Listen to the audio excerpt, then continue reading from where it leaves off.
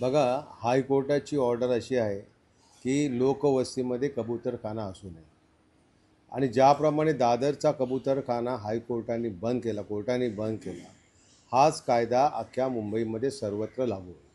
त्यामुळे टागोर नगरला येईल न येईल नंतरचा प्रश्न आहे.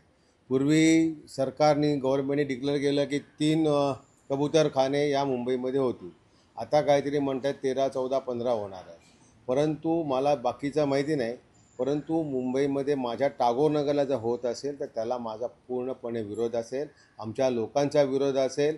जशी आमच्या दादरच्या लोकांना त्या कबूतरखान्यामुळे प्रचंड असे आजार निर्माण होतात तसे आमच्याकडच्या लोकांना पण होणार. आणि टागोर नगर हा अत्यंत दाट वस्तीचा एरिया आहे. इथे कसं करू शकता टागोर नगरला तुम्ही? आणि कुठे मोकळी जागा आहे? आणि तरी जबरदस्तीने करण्याचा प्रयत्न केला तर आम्ही काही शांत बसणार नाही. आम्ही आमच्या पद्धतीने त्याला विरोध करू. आणि लोकवस्ती आहे आणि 500 मीटर हा हायकोर्टाच्या याच्यामध्ये निर्णय नाही आहे. हायकोर्टाने काय सांगितले, ज्या ठिकाणी लोकवस्ती असेल त्या ठिकाणी कबूतरखाने होऊ शकत नाही. आणि त्यामुळे माझ्या टागोर नगरला कुठल्याही परिस्थितीमध्ये कबूतरखाना होणार नाही याचा शब्द तुम्हाला देतो.